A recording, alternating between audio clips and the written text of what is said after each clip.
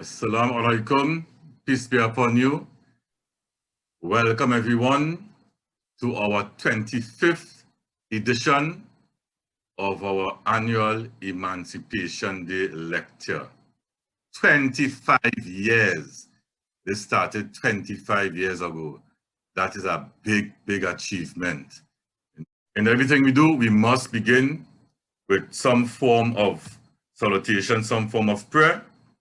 And as we know, this is a collaboration between the Islamic Resource Society and the Trinidad Muslim League. And to open us off with the Quranic Recitation, we have with us our beloved young brother, Yahya Ali. So I now hand you over to brother Yahya Ali. Assalamu alaikum. عليكم السلام ورحمة الله. أعوذ بالله من الشيطان الرجيم. بسم الله الرحمن الرحيم. والليل إذا يغشى والنهار إذا تجلى وما خلق الذكر والأنثى إن سعيكم لشتى فأما من أعطى واتقى وصدق بالحسنى فسنيسره لليسرى وأما من بخل واستغنى وكذب بالحسنى فسنيسره للعسرى وما يغني عنه ماله إذا تردى إن علينا للهدى وإن لنا للآخرة والأولى فأنذرتكم نارا تلظى لا يصلاها إلا الأشقى الذي كذب وتولى وسيجنبها الأتقى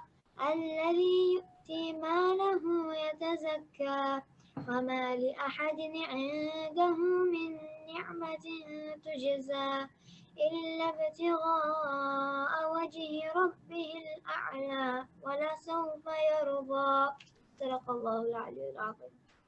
Ameen. Amin. Thank you very much for that wonderful recitation by our dear young brother from the Trinidad Muslim League, Yahya Ali. For those who are now joining us on Facebook, YouTube, Zoom, you are here for the 25th edition of the Islamic Resource Society in collaboration with the Trinidad Muslim League annual Emancipation Day Lecture. Now this started under the leadership of our former Amir Bilal Abdullah.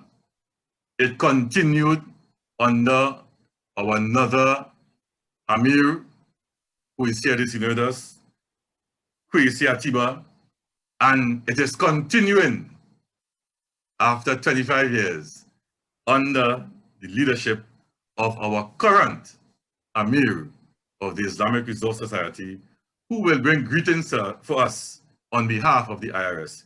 I'd like to present our Amir, Ahmad Lovell. Bismillahir Rahmanir Rahim. Alhamdulillahi Rabbil Alamin. Tabarakasmu Rabbikal Dil Jalil wal Ikram. Wasabi Bismi Rabbikal Azim. Allahumma salli ala Sayyidina Muhammad al-Fatih al-Ma'uqlati min al-Bashar al-Hakim al-Haq wal hadi ila siratikal mustaqim wa ala alihi haqqa qadrihi wa miqdaril azim. Assalamu alaikum wa rahmatullahi ta'ala wa barakatuh.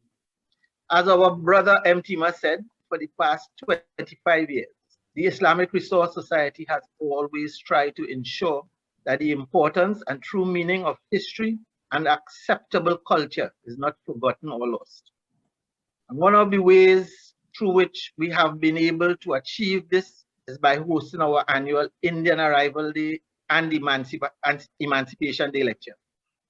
This issue of emancipation for us is not just an occasion, but rather a process. And I have said that on several occasions.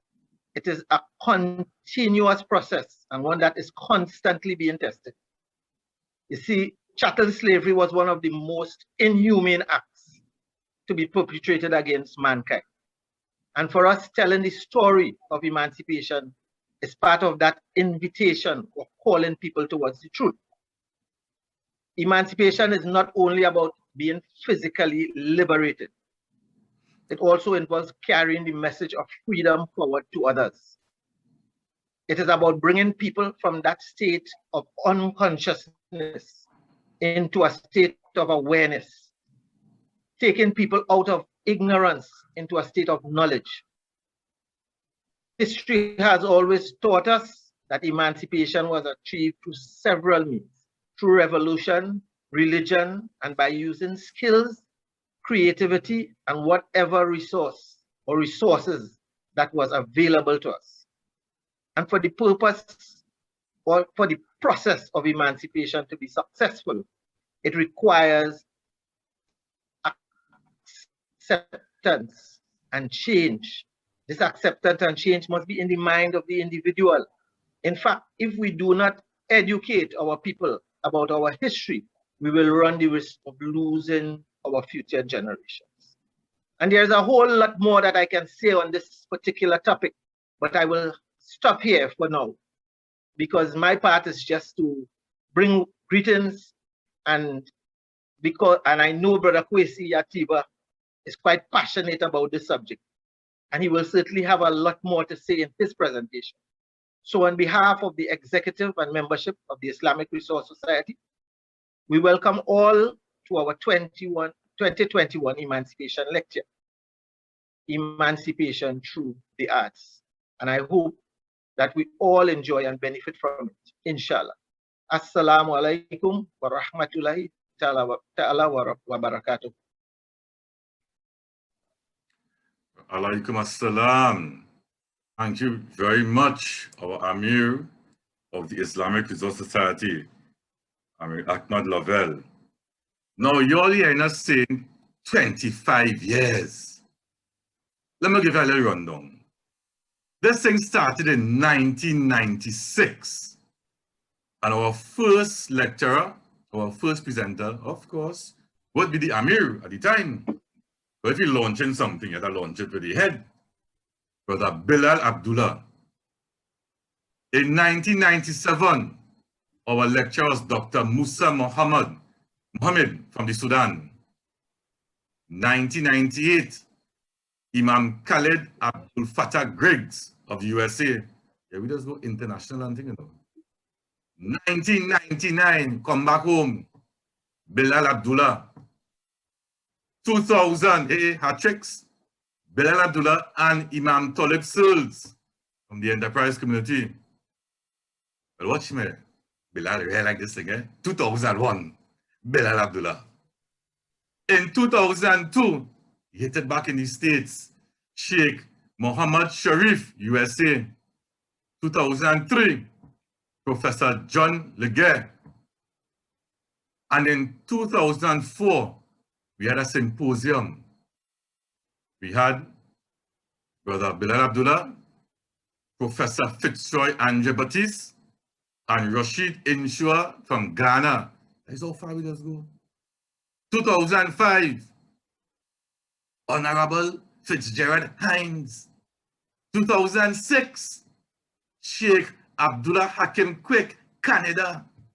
2007, Dr. Dawood Abdullah, UK. I tell you, international, you know. 2008, and we're not just international, we're real intellectual too, you know. 2008, Dr. Ralph Henry. 2009, Dr. Claudius Fergus. 2010, Rashid Abdul Rahman, shown on his set. 2011, Dr. Ral Gibbons. And watch me, Rashid is a doctor now, so I must say Dr. Rashid Abdul Rahman. 11, Dr. Ral Gibbons. 12, Dr. Michael Toussey. Watch, you need doctors in your house. But we just go higher than that too. 2013, Professor Bridget Brereton. 2014, I'll get back to you. I lost the files on that one. But 2015, Kwesi Atiba. 2016, Dr. Jerome Tilok Singh. 2017, Idris Mohammed. 2018, David Abdullah. 2019, Rebecca Masterton. 2020, COVID-19. We had none. And we know for today, we have our former imam. But before, if you are accustomed to IRS programs, we must have some edutainment. So, with that said, let me share my screen.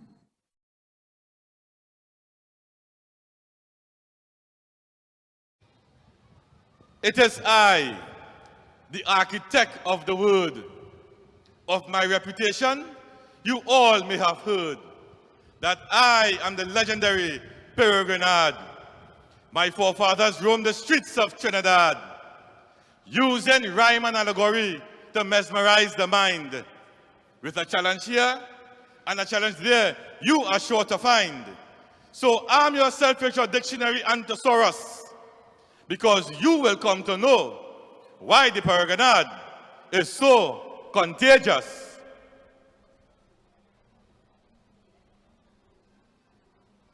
Why are you looking at me with such trepidation?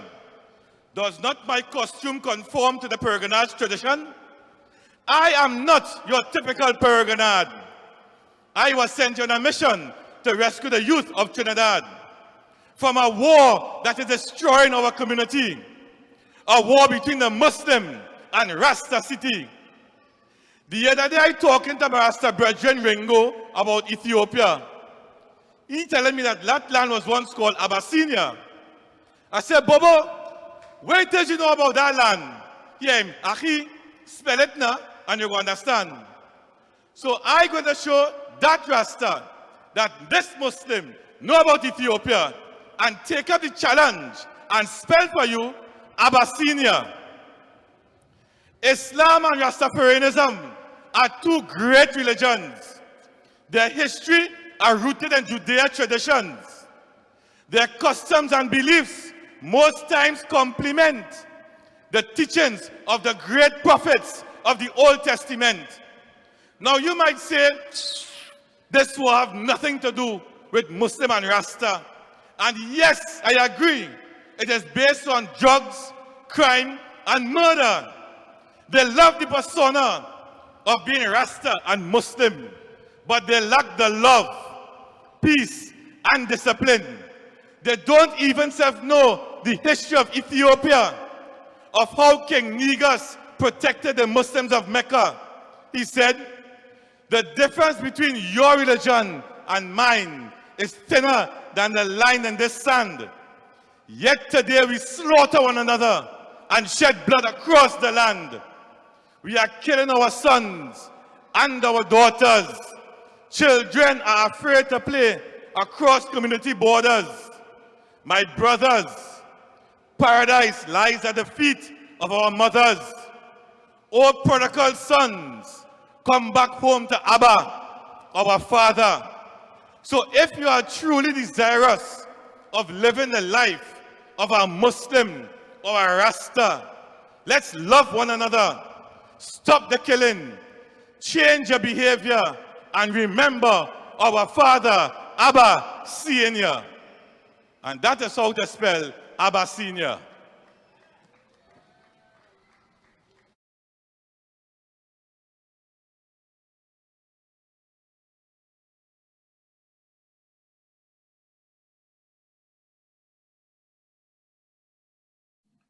And that is how to spell Abyssinia. So, you all didn't come to a spelling lesson. You all came to hear a lecture on emancipation through the arts. So, with that said, I want to bring on our former Amir of the Islamic Resource Society, host of Panchayat, a different kind of talk on I-95.5 FM on a Sunday morning. You know, we go call the time slot, right? Right now it's from 9:35. Take him in. Our dear brother, our elder, our oral tradition practitioner. Yeah, he's an oral tradition practitioner. Amir Kwesi Atiba. Assalamu alaikum wa rahmatullahi wa barakatuhu.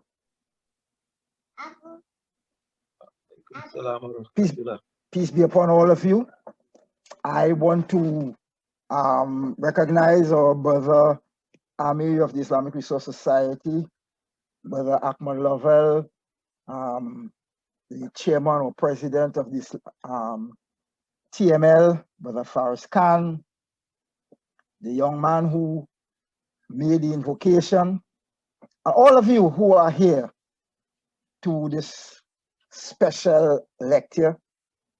And I just want to start, first of all, by saying there may be things in this discussion that may require some explanation, but we will have a bit of a question period after the lecture is completed. All praise is due to Allah, the Lord of the worlds and the Lord of the people. May his peace and blessing be upon Muhammad, his final messenger to mankind. I seek refuge in Allah from Shaitan, the accursed one. I begin in the name of Allah, most gracious, most merciful. Whenever I have the opportunity to speak in recent times, I point out to my audience that the world faces a 400-year pandemic of the disease of white supremacy. And we all suffer from the effects of that virus. Let us be clear that emancipation is not an event. Just as our brother Amir Lovell said, it is not an event. The proclamation was an event. The proclamation was in the year 1834, and we know that there was mischief about with it, that the emancipation activity actually took place in 1838. Emancipation is a work in progress. There will be successes, there will be failures along the way, but the efforts are continuous, and different times and different spaces will produce different results. For hundreds of years, Africans, men, women, and children were snatched from their environment by the agents of European powers and transported across the Atlantic Ocean, referred to as the Middle Passage, coming to this Western Hemisphere to become hewers of wood and drawers of water, and doing many other things to enhance the economic condition of the related European nations. Many have said that slavery was a condition that prevailed in most societies, and that is true. But chattel slavery imposed on the children of Africa a new and horrendous exercise in which persons could be deprived of all human values and actually worked to death in conditions which were unprecedented, not befitting any living creatures. It is the only time in the history of mankind that one group of persons from a particular country or region traveled to another country or region to kidnap, to capture and enslave the inhabitants of the latter land for the rest of their lives, for the lives of their children, for the lives of their grandchildren, and generations after them. Further, the conditions of that enslavement enforced the denial of most, if not all, the cultural practices which were part of life before slavery. Culture is not just song and dance. These are forms of performing arts. Culture is how a people live in their societies, their family structure, their values, their religion, language, food, art, and forms of recreation. This was what was faced by the African person who came to the Western Hemisphere as cargo, and I'm stressing that, as cargo, packed to fit as many as possible on a ship and delivered to a new environment to be sold to the highest bidder. However, the human being created by Allah, the Lord of the universe, is empowered with a kind of resilience which many do not take account of. And under the weight of slavery and post-slavery colonialism, the enslaved Africans and their descendants established survival mechanisms. Without doubt, the Africans brought to the Western Hemisphere were strong enough to withstand the horror of chattel slavery and pass on a strong form or strong forms of arts to their descendants. There are elements which have survived, not necessarily in the original form, but certainly in a way that allowed the oppressed to progress. Allah tells us in the Quran, Surah 22, Ayat 67, part thereof, to every people have we appointed rites and ceremonies which they must follow. The West African storyteller, the keeper of oral history, and commentator on events is the griot. This tradition was maintained in Trinidad, and out of it came the Chantwell. The Chantwell, who became the Calypsonian, carried the oral tradition and used lyrics with rhyme, rhythm, and melody to promote to the people the message of the condition of the society, its ups and its downs, its strengths, its weaknesses, its good and its bad. No one was spared the sometimes biting verses being put out in the songs of the singers. The Calypsonian sang about the king. He sang about the queen, the governor, massa, and others in authority with wit and sarcasm to tell the stories to the general society about the good, the bad, and the ugly. Slavery and its successor colonialism were not kind to African people. Massa and his cronies, local and foreign, strove to create everyone else into caricatures of their own images and likenesses. And the oppressed responded to tell them like it was then and like it is now. The French planters who were brought to Trinidad from 1783 of the Common Era brought their activities of carnival, which was practiced in Europe as a Christian pre-Lenten festival connected with fasting before the occasion of Easter. The slaves used these events to establish their own references in the environment by copying some of what the authorities in the society did, but with a flavor derived from their own traditions. In the post-slavery period, the Africans gave the festival a reflection of their traditions, transposed to the diaspora. The colonial government was not comfortable with some of the expressions of the ex-slaves, with their torches, stick fighters, and the government moved to curb them. This caused a major confrontation in 1884 between the state security forces and participants, and this was referred to as the Cambodia Riots. And in this case, the state was forced to back down and allow the participants to do their due.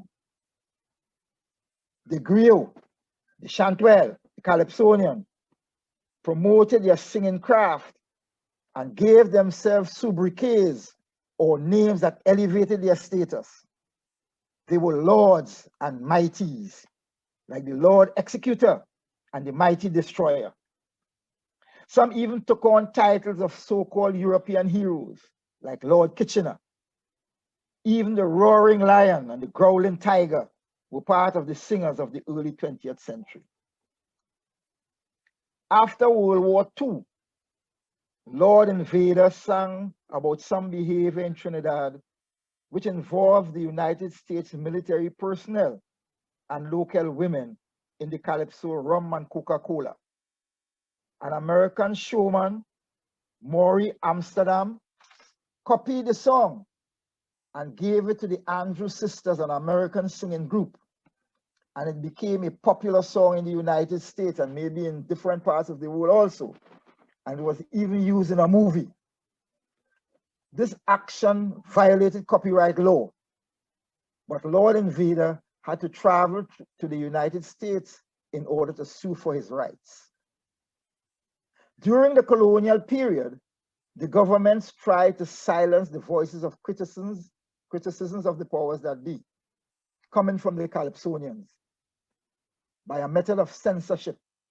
So the Calypsonians had to show their lyrics to the police before singing. However, the bards got around this impediment by using double entendre, or some people say double entendre, using lyrics which can have dual meanings. And if we look at the election season, the Calypso party time fits the bill perfectly when it comes to double entendre. The Calypso had the potential to deliver a message that, according to David Rudder, can make a politician cringe or turn a woman's body into jelly. This genre birthed the soca, which is not as lyrically strong as the mother, but has a similar capacity to inform the society if used in the manner required. The slave master and colonizer feared the drum, real serious fear, and the instrument was banned from use for frivolous reasons. It was considered a noisy instrument. This was Massa's view. This drum, synonymous with Africa, had many uses: sending messages, raising spirituality, providing musical entertainment, all of which drove trepidation into the hearts of the colonizers and their cronies. The oppressed did use some musical instruments of the oppressor, but also had to improvise. And another instrument in the form of tambu bamboo was developed. Different sizes of that bamboo cut to different lengths and played with sticks or bouncing on the ground became the choice of instrument. Post-World War II, experimentation by young men in the barrackyards of Trinidad saw the production of the steel pan, which became the only new percussion instrument invented in the 20th century. The steel pan came from humble beginnings, with the experiments done by self-taught, non-certified persons using discarded metal drums of different sizes, finally settling on a 55-gallon oil drum. And what was produced was not a single instrument, but a total orchestra from tenor to bass.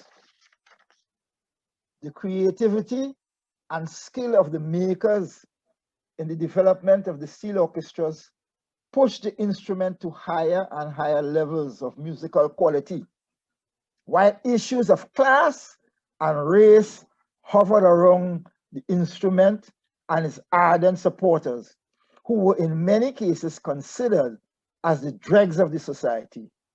As in the lyrics of the Calypso of the Mighty Sparrow, they were treated as outcasts. It is instructive to look at the names of some of the early steel orchestras, some of them which have survived: Invaders, Desperados, Renegades, Southern Marines, Bataan, Crossfire, Casablanca, Destination Tokyo, names related to conflict and to war zones. In fact, one of the criticisms of the steel bands of the past was a level of violence that surrounded them. Being part of these organizations, one had to be anti-establishment, or in Trinidad terms, mannish. You had to be mannish in those days. Trinidad celebrated 2 street festivals, Carnival in February or March, and Discovery Day on the first Monday in August. The second was established as a substitute for Emancipation Day in order to move the descendants of the slaves away from their own celebration. And both had major steel band participation. However, at another street celebration, a one-off celebration, a man was beaten to death and the Discovery Day Festival was banned. 2 memorable violent events are documented. One being the conflict between invaders and Tokyo, established in song by Lord Blakey in his famous rendition, Steel Band Clash, and the other between Desperados and Samoa All-Stars some years later. Up to today, there are some in the nation who do not accept the steel pan, even though it is now recognized as the national musical instrument of Trinidad and Tobago. In fact, there are some persons outside of Trinidad and Tobago who have tried to lay claim to the steel band and suggest that they invented it. The Calypso and steel band came together in the Carnival Festival and changed the face and quality of that celebration. The impact of the African cultural heritage took the Carnival in a direction which made the local event different from all the other pre-Lenten festivals throughout the world. The Carnival stood out as an expression of creativity in its masquerade and its music, and was a spectacle that brought foreigners as tourists to the nation of Trinidad and Tobago. The stilt walkers, known as Mokojambis, have been a major occupier of the physical space. This West African phenomenon, transposed to the Caribbean, gave a dynamic strength and a vision to the descendants of the underclass. Tall and towering, the artists showed the skills of balance with grace and beauty. As Africans challenged the social and economic inequalities of the 1970s, the griots once more took to the front and raised their voices to express the discontent of the masses. Lyrics with rhythm, rhyme, and music call the masses to action and accompany the efforts to change the conditions of the society. The spoken word continued to be part of the rhythmic involvement which has defended and protected the psyche of the descendants of the slaves.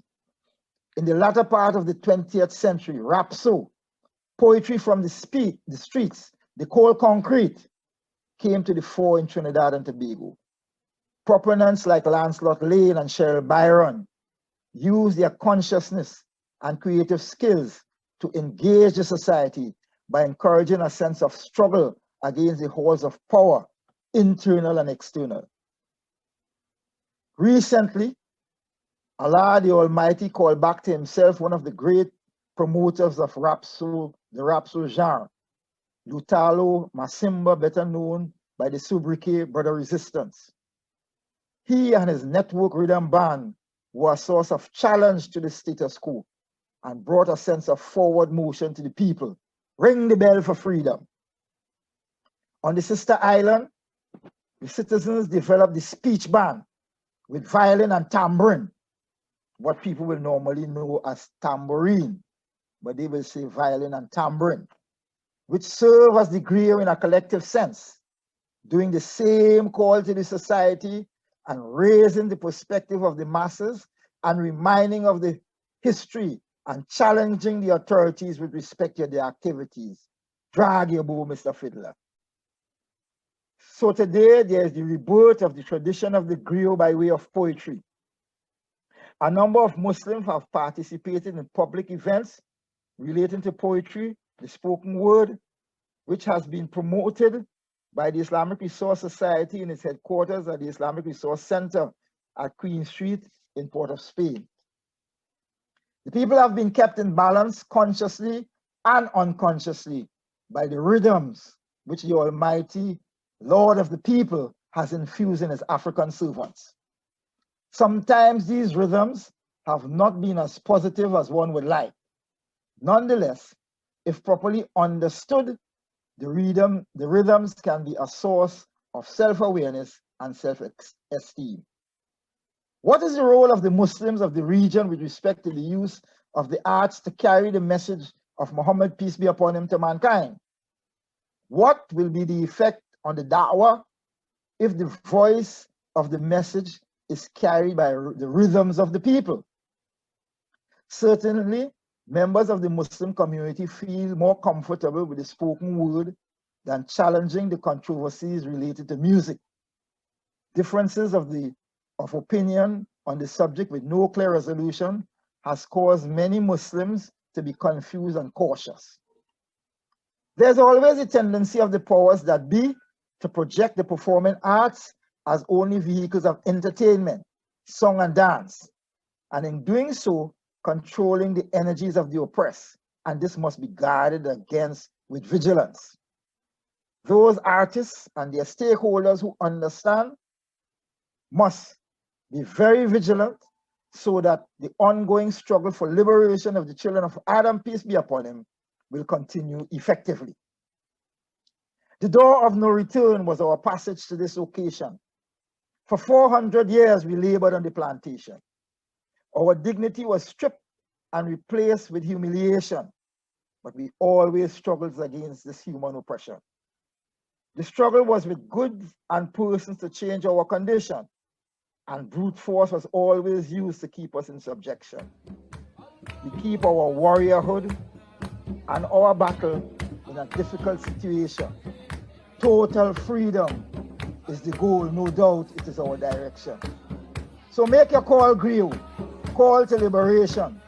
Submission to Allah the Almighty will be our foundation. Make your call, griot. Let the Quran guide our vision. The Lord of the world and our people and the people will give, the Lord of the world and the people will give satisfaction. May we all have a happy Emancipation Day. Allahu Akbar. Assalamu alaikum wa rahmatullahi wa barakatuh.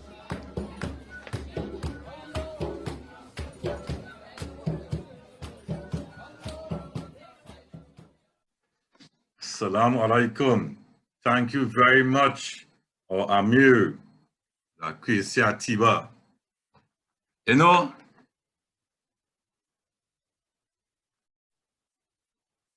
when Brother Kwesi was delivering his presentation, I was only smiling because you see, I have on my hat here. When I have on my hat here, who know me? Once I wearing this, it's calypso, I come to sing, but I don't sing. I'm a poet. But when Brother Kwesi was speaking, delivering his presentation, I was smiling because saying, usually I open a medley of calypsos for occasion like this, but he said it in his presentation because the powers that be have this as so much like this is only about entertainment. Muslims are cautious. So please indulge me for about 3 minutes. It was a bacchanal in 50s carnival. Fight for soul with invaders and Tokyo. My friend Yonan left his hat when they hit him a baseball bat. Never me again to jump in a steel band in Port of Spain. Invaders beating sweet. Coming up Park Street. Tokyo coming down, beating very slow. My friends, when them two bands clash, mama yo, if you see cutlash, never me again to jump in a steel band in Port of Spain. Well, the thing get hot. If you see man get caught, empty ma, run to him mother house for cover. Quite on top me mommy bed.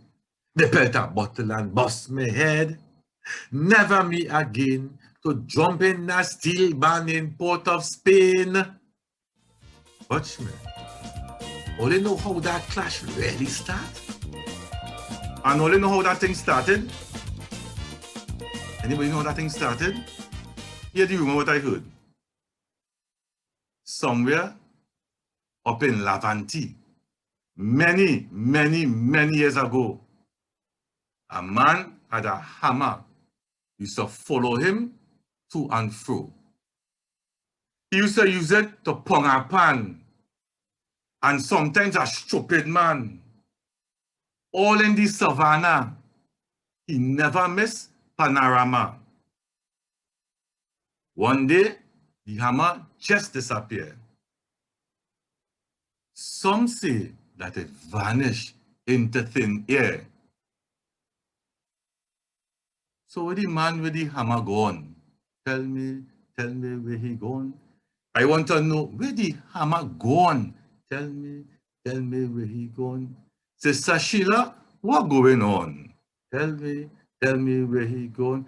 We want to know where the hammer gone. Tell me where he gone. Trail, why you up and leave? Trail, why you make we grieve? Trail, why you do with that? Trail, hammer tell we flat.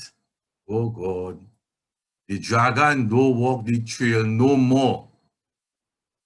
Well, the dragon don't walk the trail no more. I say he don't walk the trail. I say he don't walk the trail. I say he don't walk the trail. Well, the dragon don't walk the trail no more. Shh. Listen. Can you hear that distant drum bouncing on the laughter of a melody? Does the rhythm tell you come, come, come, come? Does your spirit do a dance to this symphony? Does it tell you that your heart is a fire? Oh yeah. Does it tell you that your pain is a liar? Oh yeah. Does it wash away all your unlovely? Well, are you ready for this brand new discovery? Calypso, calypso, calypso music. Yeah. It's calypso, calypso, calypso. I sing it, oh yeah, calypso. I sing it, oh yeah, calypso. Say, I am the seed of the spoiler. I sing it, oh yeah, calypso. I want to rise. From the time the first bamboo cut, and they drag it down from on top that Sintan's hill. From the time the first chant, well, lady band, the real jamming start that day, and we jamming still creating rhythm that could be deadly like Headley. Only this time is the spirit of the rhythm that's sending the soul to the boundary. From the Congo jumps to the roll of the Tassa. Ever since Europe come and she make basta basta. Calypso, calypso, calypso music. Yeah, yeah. Calypso, calypso, calypso music. I saying, whoa yeah, yeah, whoa yeah, yeah, whoa yeah, calypso. I singing, whoa yeah, yeah, whoa yeah, yeah, whoa yeah, calypso. I singing, whoa yeah, yeah, whoa yeah, yeah, whoa yeah, calypso. Thank you very much, Amir Kwesi Atiba, for that wonderful, wonderful discourse on emancipation through the arts. So, if you're accustomed to our programming and we're going good for time, trust me, we're going real good for time. The floor is open. And how we'll do this? We shall have, if you want to ask a question, make a comment, you could utilize two mediums. Drop your question in the chat, or you could just raise your hand and we'll take your question. The floor is yours, audience. Well, the dragon don't walk the trail no more. Well, the dragon don't walk the trail no more. Come now, man. Somebody must have something to ask, to say. Else I will sing this time and you know, rain will fall. You know, you have problems with I singing. I'm not a singer. So, the floor is open for anyone who would like to ask a question, make a contribution to this amazing lecture we just heard. What? So we good?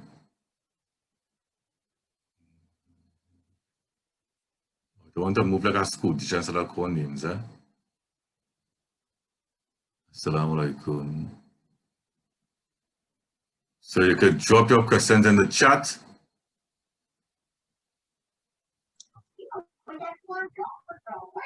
Or you could ask the question live.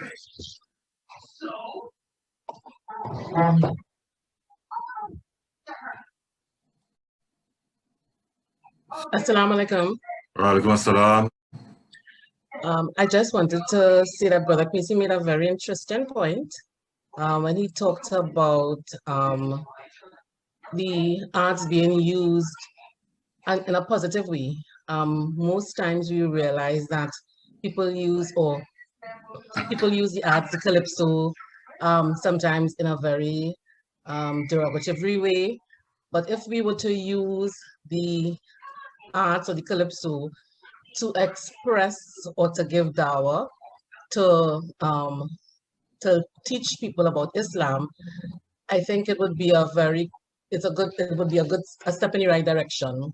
What we see is that when we look at some North America, or when we look at the gospel industry, we see that people sing a lot of their songs in different ways.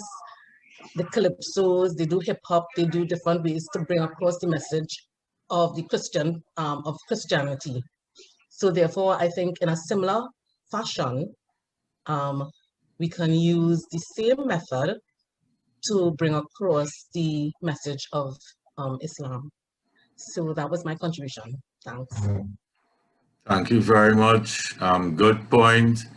You know, up to I think it was this year, they had the Gospel Awards at Queen's Hall.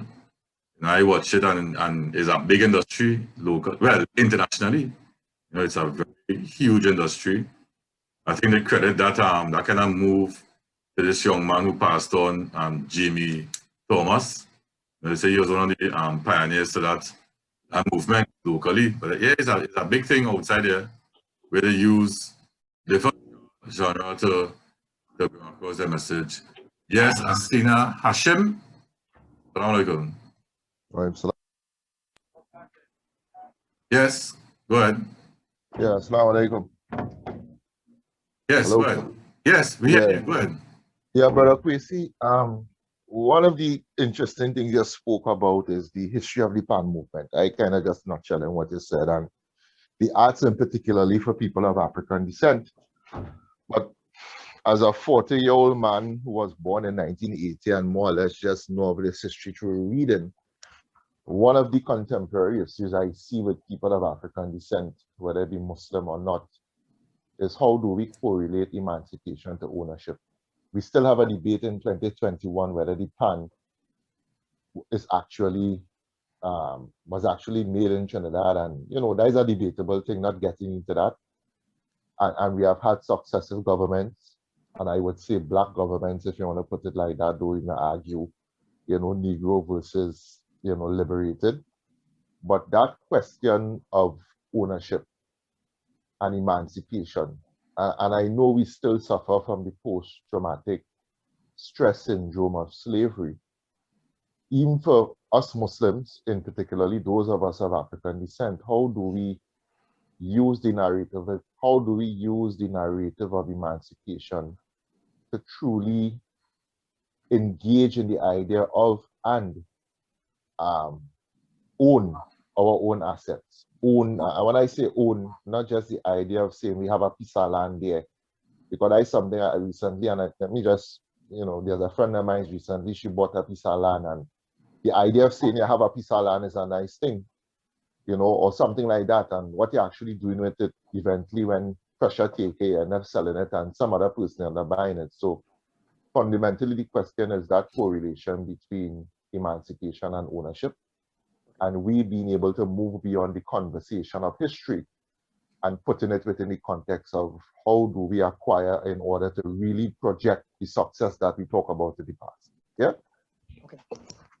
Assalamu alaikum. The question of somebody else claiming the steel ban, that is not a debate. That is just stupidity. That's not a debate. The reality is any kind of historical understanding one has, it's a creation of Trinidad and Tobago, mostly Trinidad. So we could put that one to rest. The other thing about it, and it's important then, as you have pointed out, that people put ownership of it. And Patrick Manning, the last Prime Minister of Trinidad and Tobago, he recognized that, and he talked about PAN being the national instrument. I think I make a mistake when I say he's the last Prime Minister of Trinidad and Tobago.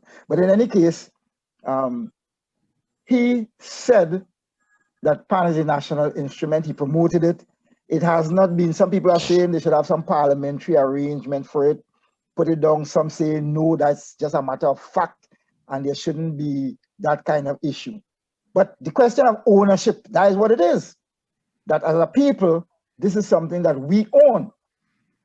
And in the context that when they brought slaves to the West, we know that a large percentage or a fair percentage of the slaves were Muslims. So when there was emancipation, Muslims were freed also. So the Muslim community has to recognize its role within the framework of emancipation. If emancipation celebration is a song and dance, that is something else. Hence, 25 years ago, the Islamic Resource Society decided that it must be involved in the question of the emancipation celebration for that very reason, that the Muslim must impact on whatever celebration that takes place with respect to the freedom of the people of Africa from slavery.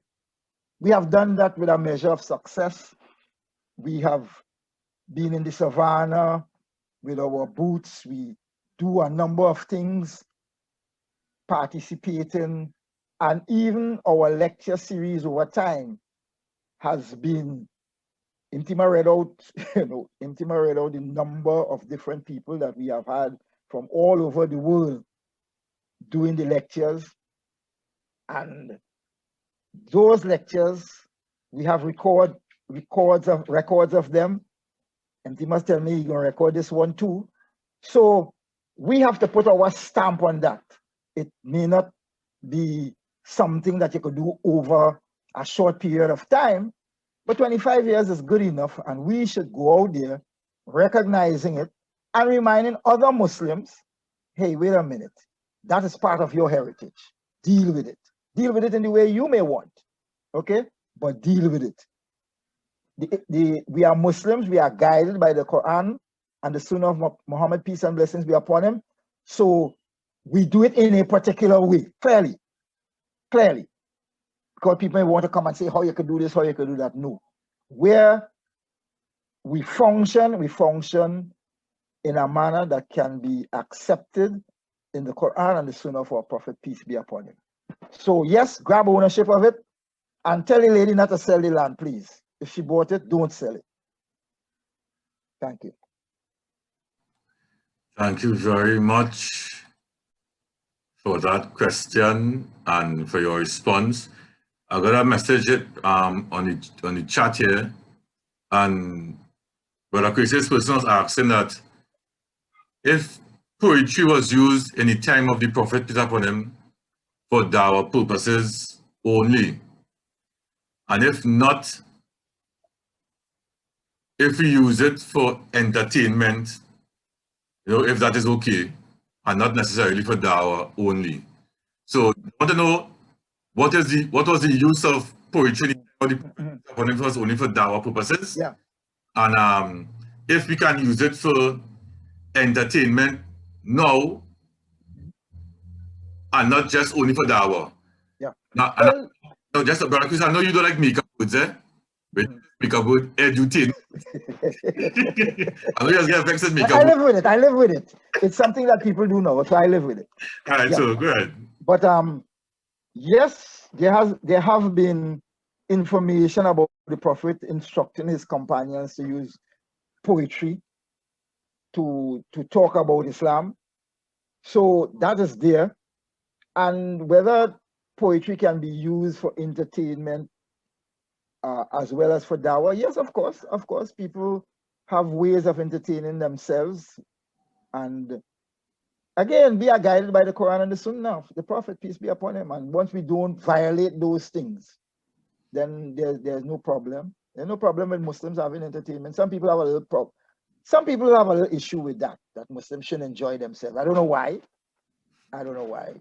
But we look back and we see all the prophets used to, you know, some used to sing, some used to play instruments. So what is the problem? Yeah. Thank you very much. So we're going good for time. Well, we close this time. I feel like it's panchayat, boy. You know, the shortest hour in talk. So what I will do, I'll just make one last round through this screen here.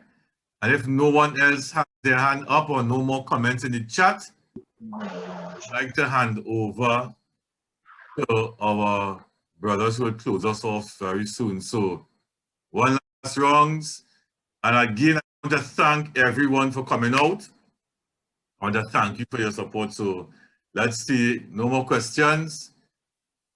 So if not, I want to boast about this at the IRS. At the IRS, we don't just talk the talk, we just walk the walk.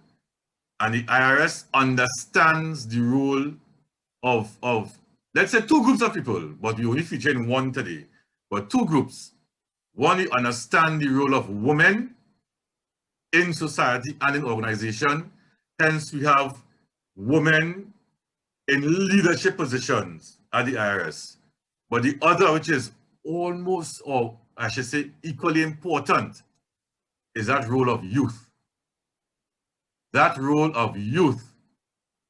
The IRS from its inception understands the role that youth plays in the development of any society. In terms of youth, he's not so young, but he's a youth. I want to bring on our brother Ismail Mohammed, our secretary.